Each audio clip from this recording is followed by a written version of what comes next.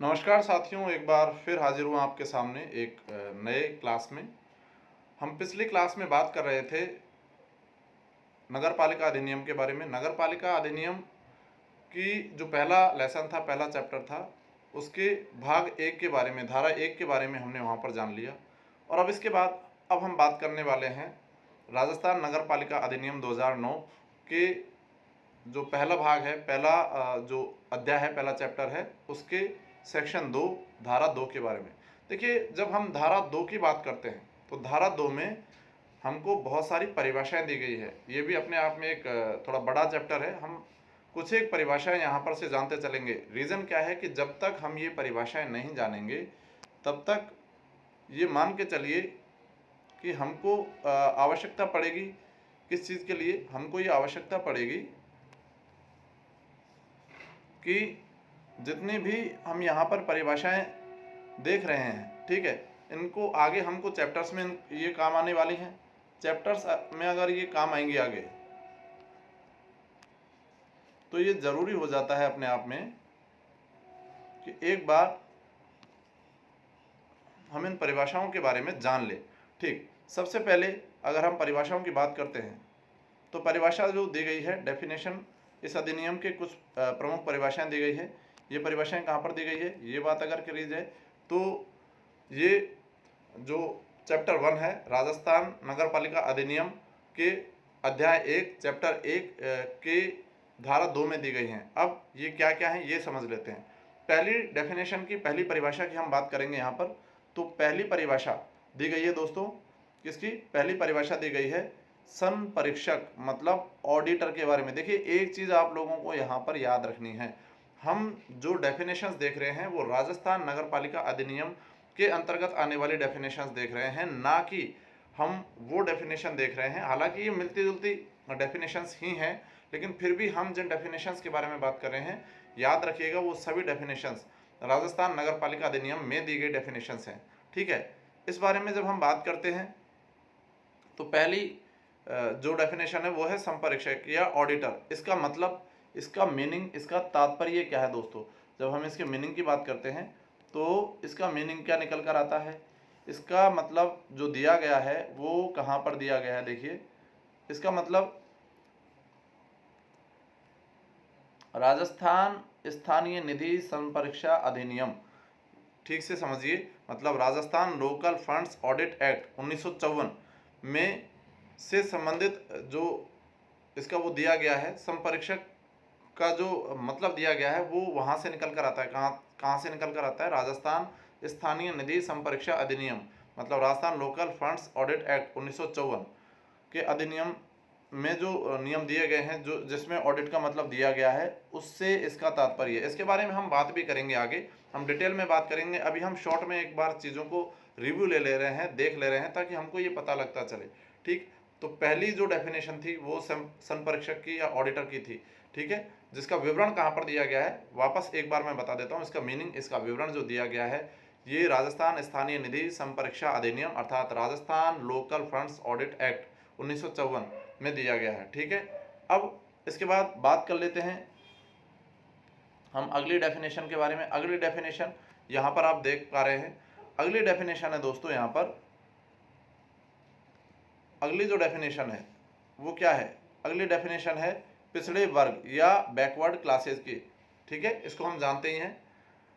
इसका मतलब, इसका मीनिंग क्या है, तो अगर इसके मीनिंग की हम दोस्तों बात कर लें, इसके मतलब की अगर हम बात करें तो जो राजस्थान में जितनी भी अनुसूचित जातियां हैं, मतलब एससी है, और अनुसूचित जनजाति मतलब एसटी और एससी के अतिरिक्त जो वर्ग है, जिसको राज्य सरकार के द्वारा, स्टेट गवर्नमेंट के द्वारा समय समय पर नोटिफाई किया जाता है, बता दिया जाता है।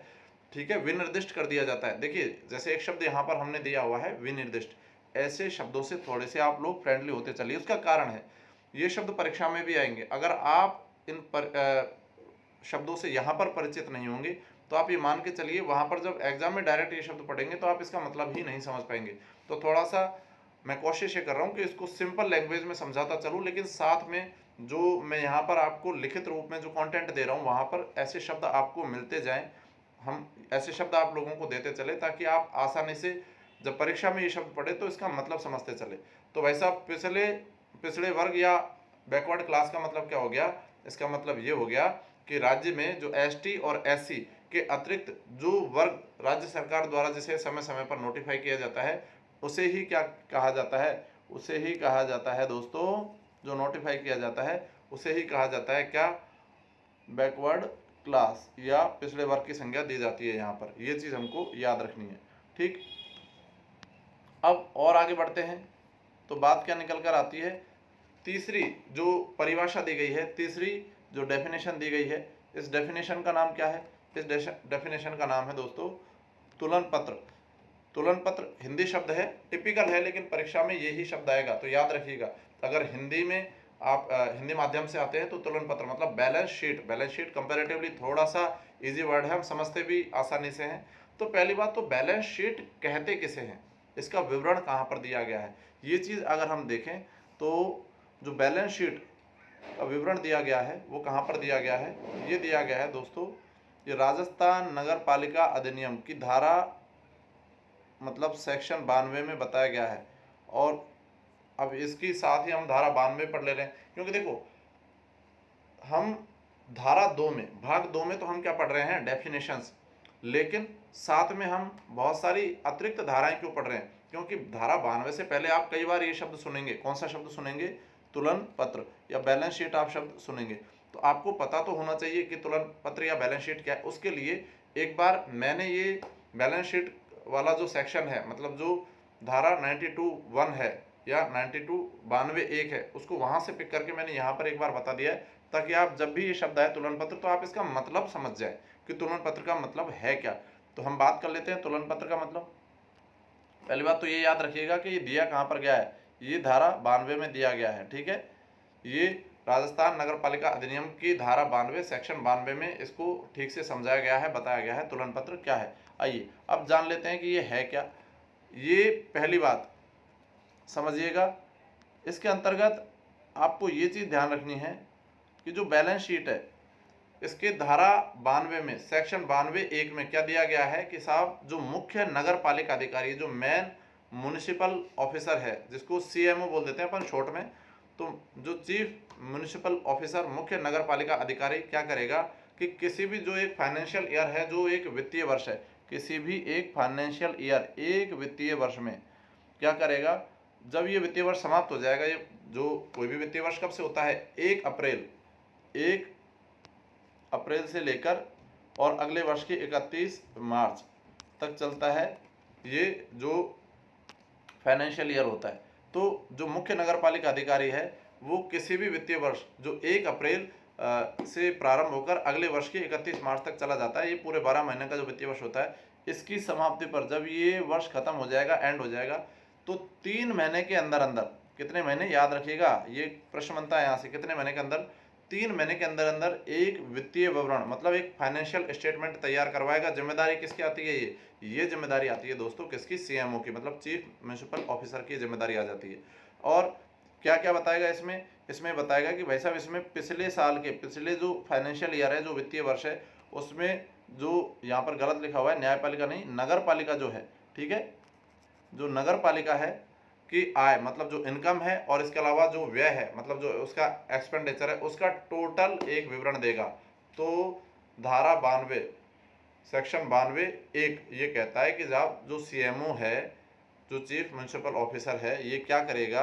ये करेगा कि एक पूरे फाइनेंशियल ईयर की बैलेंस शीट तैयार करवाएगा और 3 महीने के अंदर अंदर, 3 महीने के अंदर अंदर एक विवरण देगा जिसमें वो नगर पालिका की आय और व्यय से संबंधित सारे के सारे जो डिटेल है वो देता हुआ चलेगा। इसके साथ ही क्या क्या करेगा? इसके साथ और जो काम करेगा वो ये होगा कि साथ ही प्राप्तियां, जो रिसिप्ट्स हैं और जो संदाय हैं मतलब जो पेमेंट्स है, उनका भी विवरण देने का काम कौन करेगा?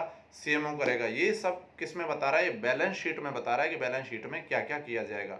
ठीक, इसके अलावा और आगे अगर हम बढ़ जाएं तो और क्या क्या काम होंगे साहब? तो यहाँ पर एक और काम जो बैलेंस शीट के अंतर्गत ही मुख्य नगर पालिका अधिकारी मतलब सीएमओ करेगा। क्या काम करेगा कि नगर पालिका के पिछले वित्तीय वर्ष मतलब जो लास्ट फाइनेंशियल ईयर था उसकी आस्तियां, जो एसेट्स हैं और जो दायित्व है मतलब जो लाइबिलिटीज हैं उनको तुलन पत्र मतलब बैलेंस शीट तैयार करवाएगा। कुल मिलाकर जो धारा 92(1) है उसमें ये कहा गया है कि सीएमओ साहब क्या करेंगे, सीएमओ साहब ये करेंगे कि भाई साहब पिछले फाइनेंशियल ईयर में जितना आय हुई, जितने व्यय हुई, जितना लाइबिलिटीज है, जितने एसेट्स है, इनका टोटल जो डिटेल देने का काम, जो विवरण देने का काम करेगा वो कौन करेगा, वो करेगा सीएमओ। तो ये चीज़ हमको यहाँ पर याद रखनी है, ठीक है। इतनी सी बात ये धारा 92(1) के अंतर्गत आ जाती है। अब इसके आगे बढ़ जाएं तो इसकी धारा 2 के अंतर्गत क्या होगा। इसकी धारा 2 के अंतर्गत बात करें तो इसकी धारा 2 में ये दिया गया है, मतलब नगरपालिका अधिनियम, राजस्थान नगरपालिका अधिनियम 92(2) मतलब सेक्शन 2 92(2) कि वित्तीय विवरण मतलब जो फाइनेंशियल स्टेटमेंट है और तुलन पत्र है का ऐसा प्रारूप तैयार करवाएगा कौन, सीएमओ, जिसमें विहित मतलब जिसे प्रिस्क्राइब किया जा सके, तरह से आगे इसको पूरा डिटेल में प्रिस्क्राइब किया जा सके, ऐसा ये सब बताया गया है राजस्थान नगरपालिका अधिनियम के भाग की धारा 92(2) के अंतर्गत। तो ये हो जाता है दूसरी परिभाषा जिसको हमने और डिटेल में समझा, मतलब तुलन पत्र मतलब बैलेंस शीट क्या होता है। तुलन पत्र या बैलेंस शीट तैयार करवाने का काम सीएमओ का होता है, ये भी बताया गया। साथ में ये भी बता दिया गया कि भाई साहब इसमें बैलेंस शीट में क्या क्या आ जाता है, तुलन पत्र है क्या, ये तो हमने परिभाषाओं में देखा। और परिभाषा दी गई कहाँ पर गई है, तो जो परिभाषा है वो धारा 92 में दी गई है। चौथी जो परिभाषा आ जाती है दोस्तों वो आ जाती है जीव चिकित्सा अपशिष्ट की, ठीक है। जीव चिकित्सा अपशिष्ट की परिभाषा आ जाती है किसमें, तो यहाँ पर ध्यान देंगे। अगर हम बात करें जीव चिकित्सा अपशिष्ट मतलब बायोमेडिकल वेस्ट की, तो इसमें क्या क्या आ जाता है, इसमें ऐसे अपशिष्ट आ जाते हैं, अगर सामान्य रूप से आप देखें तो खुद ही समझ सकते हैं इसके अंतर्गत कौन कौन से अपशिष्ट आ जाएंगे। इसके अंतर्गत ऐसे अपशिष्ट आ जाएंगे दोस्तों, इसका तात्पर्य ऐसे वेस्ट से है, ऐसे अपशिष्ट है जो मानव या पशु मतलब या तो जानवर हो सकते हैं या इंसान हो सकते हैं, इनके इलाज में या भाई जो रिसर्च एक्टिविटीज़ है उनमें भी काम लिए जाते हैं, या ऐसे जैव पदार्थ है इनका उत्पादन किया जाता है, या परीक्षण टेस्टिंग के समय बहुत सारे जैसे शरीर के बहुत सारे अंग होते हैं ऑपरेशन के सामने हटाए जाते हैं, बहुत सारी दवाइयाँ होती है वो जो खराब हो जाती है वैसी दवाइयाँ, या इंजेक्शन होते हैं, निडल होते हैं, ठीक है। ये सब किसके अंतर्गत आ जाते हैं, जीव चिकित्सा अपशिष्ट। तो इसका तात्पर्य ये शब्द आगे आएंगे भाई, परिभाषाओं में यही तो बताया जा रहा है कि आगे क्या क्या आएगा, तो यही बताया जा रहा है कि भाई साहब ये सारी परिभाषाएं आगे आएंगी। तो जब लास्ट में जब आगे ये बोला जाएगा कि बायोमेडिकल वेस्ट या जीव चिकित्सा अपशिष्ट क्या है, तो उनको अभी से मैं समझाता चल रहा हूँ ताकि जब ये शब्द आए कि साहब तुलन पत्र क्या है, जब ये शब्द आए कि बायोमेडिकल वेस्ट मतलब जीव चिकित्सा अपशिष्ट क्या है, तो आप इनके साथ फ्रेंडली रहें, आपको इसका मतलब पता हो। तो हम यहाँ पर क्या बात कर रहे हैं, हम यहाँ पर ये बात कर रहे हैं कि इन सब का मतलब क्या है, ऐसे अपशिष्ट या वेस्ट जो पशुओं के उपचार मतलब ट्रीटमेंट में, अनुसंधान क्रियाकलाप मतलब रिसर्च एक्टिविटीज़ में, या उत्पादन में प्रोडक्शन में, या परीक्षण या टेस्ट करते हैं, कई बार हम टेस्ट करते हैं तो शरीर का कोई हिस्सा लिया जाता है, ठीक है, तो उसको भी बाद में फेंक दिया जाता है, या इंजेक्शन लगाया जाता है तो उसको भी बाद में फेंक दिया जाता है, ये सब किस में आ जाते हैं, बायोमेडिकल वेस्ट के अंतर्गत आ जाते हैं। अब इनमें क्या क्या आता है वो एक बार हम देख लेते हैं, ठीक है, क्या क्या आ जाएगा देख लेते हैं। सबसे पहले क्या आएगा इनमें जो आते हैं उनमें पहला तो आता है मानव शरीर अपशिष्ट। तो जो ह्यूमन एनाटॉमिकल वेस्ट जो आ जाते हैं, कई बार शरीर का कोई हिस्सा है ऑपरेशन के तहत उसको अलग किया जाता है, ठीक है, ये किसके अंतर्गत आ जाते हैं, ये सब मानव शरीर अपशिष्ट के अंतर्गत आ जाते हैं। इसके अलावा पशु अपशिष्ट भी इसके अंतर्गत आ जाते हैं। पशु अपशिष्ट क्या हो जाते हैं, बहुत सारे जीव जानवर है वो इसके अंतर्गत आ जाते हैं। और अगर हम आगे बात कर लें तो और क्या क्या आ जाता है इसके अंतर्गत, तो इसके अंतर्गत आ जाएगा भाई साहब क्या, सूक्ष्म जीव विज्ञान और जीव प्रौद्योगिकी अपशिष्ट। अब इसका मतलब क्या है, माइक्रोबायोलॉजिकल और बायोटेक्नोलॉजिकल वेस्ट इसके अंतर्गत आ जाते हैं। तो बहुत छोटी छोटी जो कई बार हम देखते हैं कि इंजेक्शंस में बहुत छोटे सूक्ष्म जीव काम लिए जाते हैं, या जो बायोटेक्नोलॉजी के थ्रू जो चीज़ें काम ली जाती है उन सभी चीज़ों को भी किसमें, बायोकेमिकल जो बायोलॉजिकल वेस्ट होते हैं उनके अंतर्गत गिना जाता है। इसके अलावा मैंने आपको बताया था अपशिष्ट तीक्ष्णाग्र मतलब नुकीली वस्तुएं जो होती है, मैंने बताया जैसे निडल होती है, जैसे कैनुला होता है, इन सबको भी किसमें, ये वेस्ट शार्प मतलब अपशिष्ट तीक्ष्णाग्र मतलब नुकीली वस्तुएं जो चिकित्सा के दौरान या चिकित्सा या परीक्षण के दौरान काम आती है, उनको भी इसमें गिना जाता है। ये सब किसके अंतर्गत पढ़ रहे हैं हम? ये सब इसके अंतर्गत पढ़ रहे हैं परिभाषा में, और परिभाषा में ये देख रहे हैं कि जीव चिकित्सा अपशिष्ट के अंतर्गत क्या क्या आ जाता है। इसके अलावा फेंकी गई दवाइयाँ, जो बहुत सारी दवाइयाँ खराब हो जाती हैं उनको फेंक दिया जाता है। जो जहरीली दवाइयाँ हैं, मतलब जो साइटोटॉक्सिक ड्रग्स है, खराब हो जाते हैं, उनको भी फेंक दिया जाता है, ठीक है, या जो नुकसान करती है उनको फेंक दिया जाता है। ये सब भी किसके अंतर्गत आ जाते हैं? ये सब भी आ जाते हैं जीव चिकित्सा अपशिष्ट के अंतर्गत। इसके अलावा और सामान्य रूप से हम बात कर लें तो जो ठोस अपशिष्ट है, मतलब सॉलिड वेस्ट है, वो इसके अंतर्गत आएंगे। द्रव अपशिष्टों की बात करें तो वो इसके अंतर्गत आ जाते हैं। साथ ही अगर हम बात करेंगे तो भस्मन राख है, मतलब इंसिनरेशन ऐश है, वो भी इसके अंतर्गत आ जाएगी। और जो रासायनिक है, केमिकल वेस्ट है, वो भी इसके अंतर्गत आ जाएंगे। जो किससे रिलेटेड है, ये चारों की अगर हम बात करें, किससे रिलेटेड बात कर रहा हूँ मैं? बात कर रहा हूँ ठोस अपशिष्ट की। जैसे अगर हम बात कर रहे हैं ठोस अपशिष्ट में, जैसे रुई वगैरह है, ठीक है, वो सब इसके अंतर्गत आ जाती है। द्रव अपशिष्ट में अगर हम बात करें तो बहुत सारी ऐसी लिक्विड दवाइयाँ होती हैं, या यूरिन होता है, या कुछ भी हो सकता है, वो इसके अंतर्गत आ जाता है। भस्मन में राख से संबंधित बहुत सारे ऐसे पाउडर फॉर्म में जो चीज़ें होती है, वो इसके अंतर्गत आ जाती है, जो खराब हो जाते हैं। रासायनिक अपशिष्ट में बहुत सारी चीज़ें, केमिकल्स वगैरह जो खराब हो जाते हैं, वो इसके अंतर्गत आ जाते हैं। तो ये सब कुल मिलाकर किसके अंतर्गत आ जाते हैं दोस्तों? जीव चिकित्सा अपशिष्ट के अंतर्गत आ जाते हैं। सेकंड भर में एक बार हम इसका जल्दी से कर लेते हैं रिवीजन। सबसे पहले मैंने आप लोगों को ये बताया, देखो रिवीजन 5 मिनट के अंदर कर लेंगे, आप लोगों को पता होना चाहिए कि क्या है कैसे है। तो भाग, हमने यहाँ पर भाग या धारा सेक्शन 2 के बारे में बात की, जिसमें हमने सबसे पहले बात की परिभाषाओं के बारे में।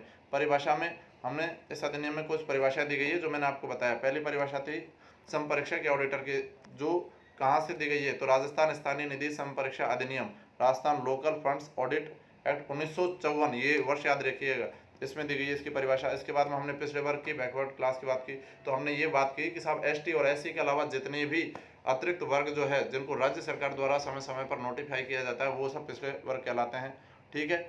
और आगे हम बात करें तो तुलन पत्र या बैलेंस शीट क्या होती है, तो इसकी जो परिभाषा दी गई है वो राजस्थान नगर पालिका अधिनियम की धारा 92 में दी गई है। तो धारा 92 पर हम गए तो हमने क्या देखा कि साहब तुलन पत्र क्या है? तो साहब सीएमओ साहब, मुख्य जो नगर पालिका म्यूनसिपल ऑफिसर काम करेगा, क्या काम करेगा कि किसी एक फाइनेंशियल ईयर के खत्म होने के 3 महीने के अंदर अंदर एक फाइनेंशियल स्टेटमेंट तैयार करवाएगा, जिसमें जो पिछले साल के नगर पालिका के इनकम है और जो एक्सपेंडिचर है उनके बारे में बताएगा। साथ ही में जो रिसिप्ट है और जो पेमेंट्स है, मतलब जो प्राप्तियां हैं और जो संदा है, उनका विवरण भी ये किसमें? तुलन पत्र मतलब बैलेंस शीट में बताएगा। साथ ही जो सीएमओ साहब है वो और क्या बताएंगे? ये बताएंगे साहब नगर पालिका के पिछले वित्तीय वर्ष में जो आस्ती है, मतलब जो असेट्स है, साथ ही जो दायित्व मतलब लाइबिलिटीज़ है, उनको भी बैलेंस शीट में तैयार करवाएगा, इनको इंक्लूड करेगा इसके अंतर्गत। फिर हमने बात की कि साहब इसके भाग 2 में क्या जाता है, तो ये सारे जो स्टेटमेंट तैयार करवाए जाएंगे जो बैलेंस शीट में, ये इनको एक प्रिस्क्राइब भाषा में इसको तैयार करवाया जाएगा, एक इस तरह को जिसको प्रिस्क्राइब किया जा सके एक प्रकार से। फिर हमने चौथी परिभाषा देखी जीव चिकित्सा अपशिष्ट की। बायोमेडिकल वेस्ट में ऐसे सब वेस्ट आ जाते हैं जिसमें मनुष्य आ जाते हैं, जानवर आ जाते हैं, टेस्ट आ जाते हैं, एक्सपेरिमेंट आ जाते हैं, मतलब रिसर्च आ जाते हैं। इन सबसे संबंधित जो भी चीज़ें हैं वो सब बायोमेडिकल वेस्ट के अंतर्गत आ जाते हैं। इनमें क्या क्या शामिल किया था हमने मानव अवशिष्ट मतलब ह्यूमन एनाटॉमिकल वेस्ट शामिल कर लिया, इसमें एनिमल वेस्ट हमने शामिल कर लिया। इसी के अंतर्गत हमने माइक्रोबायोलॉजिकल और बायोटेक्नोलॉजिकल वेस्ट भी हमने शामिल कर लिए। साथ ही हमने इसमें नुकीली वस्तुएं, सुई वगैरह को भी इसमें शामिल कर लिया। फेंकी गई दवाइयाँ और जो टॉक्सिक दवाइयाँ, जहरीली दवाइयाँ, उनको भी इसमें शामिल कर लिया। और लास्ट में हमने देखा ठोस अपशिष्ट मतलब सॉलिड वेस्ट, लिक्विड वेस्ट मतलब बहुत सारी ऐसी लिक्विड दवाइयाँ, उनको शामिल कर लिया। बहुत सारे पाउडर वगैरह जो राख है, भस्मन राख है, उनको इसमें शामिल कर लिया। रासायनिक वेस्ट बहुत सारे ऐसे केमिकल है, इनको इसमें शामिल हमने कर लिया। तो मूल रूप से हमने आज 4-5 परिभाषाओं के बारे में पढ़ा। तो परिभाषाएं दे रखी है भाग 2 में, अध्याय 1 के चैप्टर 1 में। अपकमिंग जो क्लास रहेगी उसमें हम और कुछ बहुत सारी परिभाषाओं के बारे में बात करेंगे। मेरी अपेक्षा यह है कि जितना मैंने आज आपको समझाया है, कल और आज के लेक्चर को मिलाकर एक पूरा का पूरा क्वेश्चन आपको तैयार करूंगा। यहाँ पे 10-15 क्वेश्चन का एक सेट तैयार करेंगे और उन क्वेश्चंस के बारे में डिस्कस करेंगे, ताकि क्वेश्चंस की फॉर्म में भी आपको ये लैंग्वेज मिलती हुई चली जाए। तो ये चीज़ को आप यहाँ पर याद रखिएगा, ठीक है। आज की क्लास को यहीं ख़त्म करते हैं।